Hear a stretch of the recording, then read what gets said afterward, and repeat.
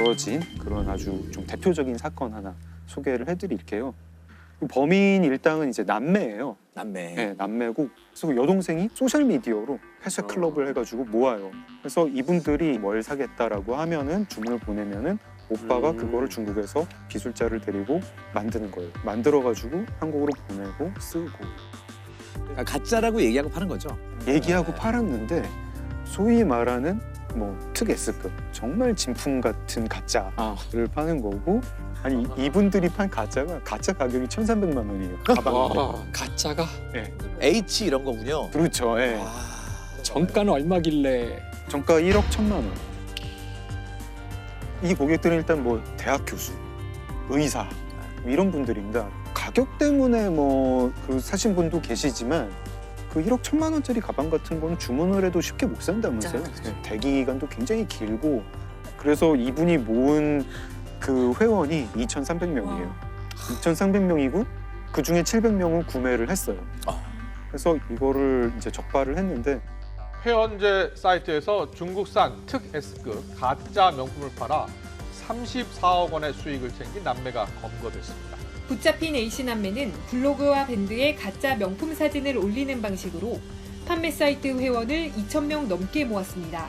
가짜 명품 80억 원어치를 팔아 34억 원을 챙긴 A씨 남매는 포 등 외제차를 타며 호화로운 생활을 해온 것으로 드러났습니다.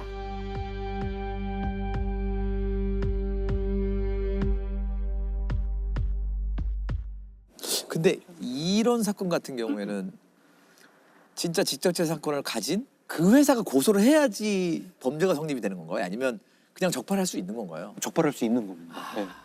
그 회사가 고발하지 않아도 우리가 이제 지나가다가 사실은 짝퉁 판매업소를 보고 고발을 하면은 경찰이 수사를 하고 기소를 할 수가 있어요. 그 회사들은 이제 그런 걸 기초로 해서 손해배상 청구를 하는 거예요. 네. 너 때문에 우리의 브랜드 이미지가 이렇게 하락했고 그걸로 수익을 봤으니까 이 정도는 손해로 계산을 해서 우리한테 배상을 하라. 민사로는 절로 나가야 예. 돼요. 근데 짝퉁을 만드는 건 분명 범죄인데 네. 짝퉁인 거를 인지하고 구매하는 거는 범죄인가요, 아닌가요? 아, 구매하는 건 범죄가 아닙니다. 구매하는 거. 네, 짝퉁은 사는 사람은 처벌을 받지 않아요. 그래서 우리가 좀 약간 좀 죄의식이 없죠. 자기 이거 사는 걸로 인해서 피해자가 있다는 생각을 잘 못해요. 그냥 가벼운 마음으로 짝퉁을 샀다고 생각을 하는데 사실은 범죄 조직의 수익이고 그 조직이 어디서 성매매업소 만드는데 투자를 한 셈일 수도 있습니다. 네. 이게 그냥 수요 없어지면 싹 없어질 만한 범죄거든요. 그렇죠. 수요가 있으니까 수요 때문에 공급이... 생기는 범죄잖아요. 네. 제가 오늘 낮에 그 압수물품 그 컨테이너 다녀왔는데 이런 것도 가짜가 있나 싶을 정도로 정말 그냥 생필품 우리 쓰는 거 그런 것도 가짜가 많아요. 여기가 그러면 이제 압수물품 놔두는 그런 네, 동원 창고입니다. 와. 이게 이렇게 있으니까 되게 좀 기묘하달까? 사실 이제 이 제품은 네. 그 아울렛에서 판매했던 거거든요. 이거 사는 분은 그러면 진짜 이게 진짜인 줄 알고 썼던 거겠네요? 예, 그렇습니다. 이런 그라인더도 공업용 그라인더 가는 거요? 그렇죠. 그렇죠. 깨지면 쓸면 돼요. 이렇게. 막 돌아가다 날아가가지고 눈에 들어가고 막. 예. 마스크도 짝퉁 있어요. 짝퉁인데 검정필 네. 한국산업 원중국내 검정필 획득. 이거는 한참 코로나 마스크 모자랄 때. 할때 신고가 들어와가지고 이거는 이게 그 대란이 일어났었던 그 물건. 이야. 그래서 만들자마자 인기 끈다 싶으니까 바로 그냥 또 짝퉁을 만들고 참. 아니 근데 이렇게 뭐 말씀만 듣다가 물건을 보니까 진짜 짝퉁 규모가 어마어마하다. 그러니까 저는 이게 꼭 명품보다는 뭔가 신용과 브랜딩이 된 제품은 짝퉁이 나오는 것 같아요. 그쵸. 네. 왜냐 그 이름 보고 다 사니까. 그런 걸 보여주는 사건이 있는데요. 2015년에 검거가 된 사건이고 천삼 위조 사건입니다. 천삼? 네.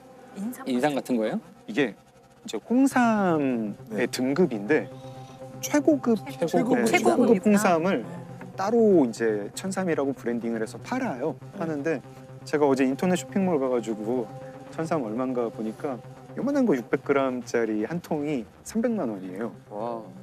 중국 관광객들이 굉장히 좋아하고 이게 이제 짝퉁 판매업자, 짝퉁 제조업자 입장에서 보면은 아 이거 짝퉁 만들면 정말 큰 돈을 벌겠다 싶잖아요. 그러면은 중국의 이 짝퉁 제조업자들이 어떻게 하느냐 이런 경우에 어떻게 할까요? 어차피 상 봐가지고 모를 것 같고요. 일반인들은 그러니까 웬만한 전문가 아니면은 그 인증서라든가 이런 그렇죠. 걸 도용해야 그렇죠. 뭐 아주 그걸 이 짝퉁 조직이 어떻게 하냐면은 한국의 인삼 회사에서 그 인증서랑 포장지를 만드는 회사가 있잖아요. 네. 그 회사 사장님을 포섭을 합니다. 아, 포장지 만드는 기계랑 정품 인증서 만드는 기계를 한 대씩 더 만들어. 정품 인증서를 수만 장을 만들고 그 만드는 기계를 인천항에다가 배에다 실어요. 배에다 싣는데 그날이 일요일이었대요. 네. 그리고 이제 이 판매 조직 입장에서는 제조 조직 입장에서는 다 끝난 거잖아요.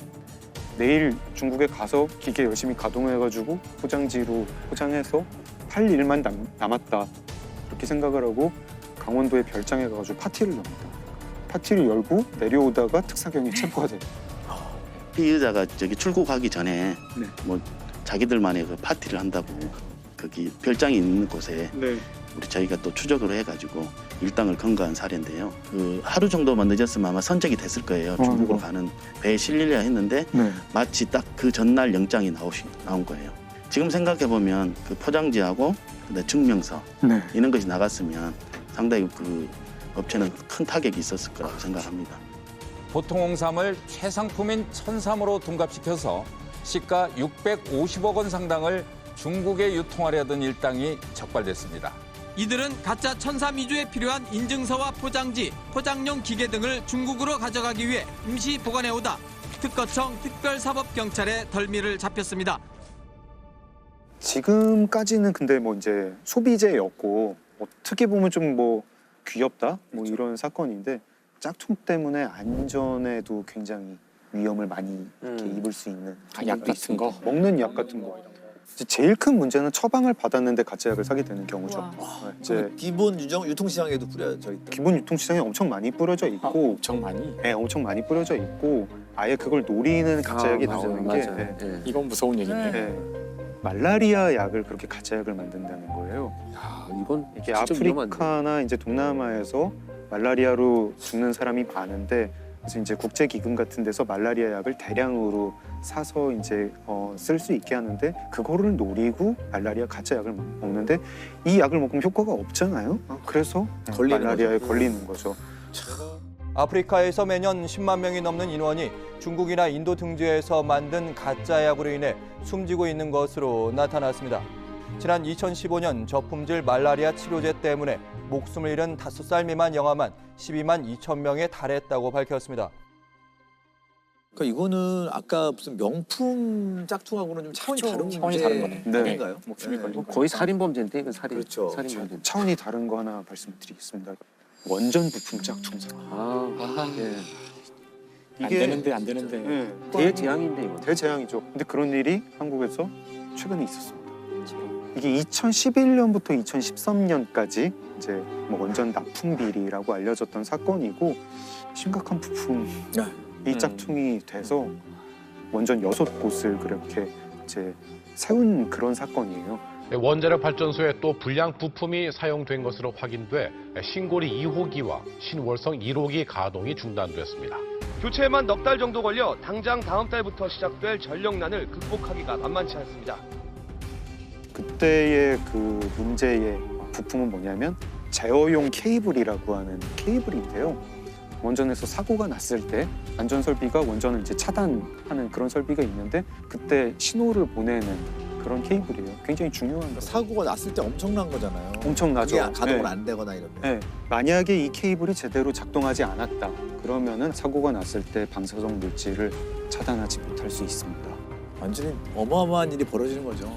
사실 이런 케이블은 엄청난 압력에서도 가동이 돼야 되고 엄청난 온도에서도 가동이 돼야 되고 굉장히 이제 기술이 중요한 그런 케이블이니까 한국 민간 인증기관에 맡겨요.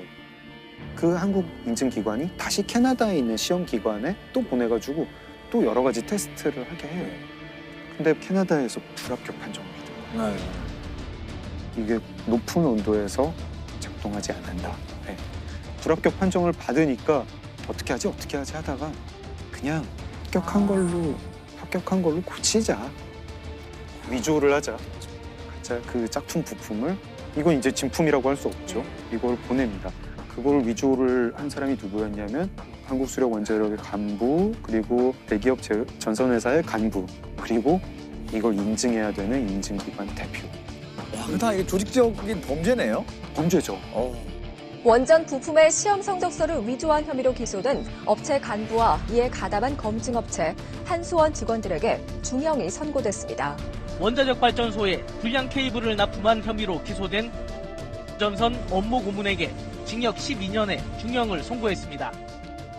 피해액이 얼마나 됐나요? 피해 비용 규모가 9조 원에서 12조 원 이렇게 엄청난 규모네. 네, 엄청난 규모죠. 9조에서 12조. 그게 원전 세워야 되고 그 원전 이미 들어갔던 거 다 부숴가지고 교체해야 되고 원전 세운 동안에 더 비싼 에너지로 전기를 공급을 해야 되고 우리나라 2013년에 전력 수급 위기가 한번 왔었는데 그 원인 중에 하나입니다. 네. 이게 이제 사건이 밝혀지게 되는 경위 중에 하나가 그거예요. 근데 후쿠시마 원전 사고가 나가지고 네, 우리는 어떤가 하면서 감사를 했는데 협력업체들이 이제 제보를 합니다. 저 협력업체 이상하게 테스트를 빨리 받아. 부품 보증서를 이상하게 빨리 받아. 이런 걸로 제보를 해서 수사가 들어간 것도 있고 마지막에 이 전선 제어 케이블 건은 결국은 이제 내부 고발이었습니다. 내부 고발 아니면 이런 것도 힘들죠. 이거를 이 상태에서 잡았던 게 맞아요. 다행이라고 볼 수도 나중에 있고. 사고가 나서 네.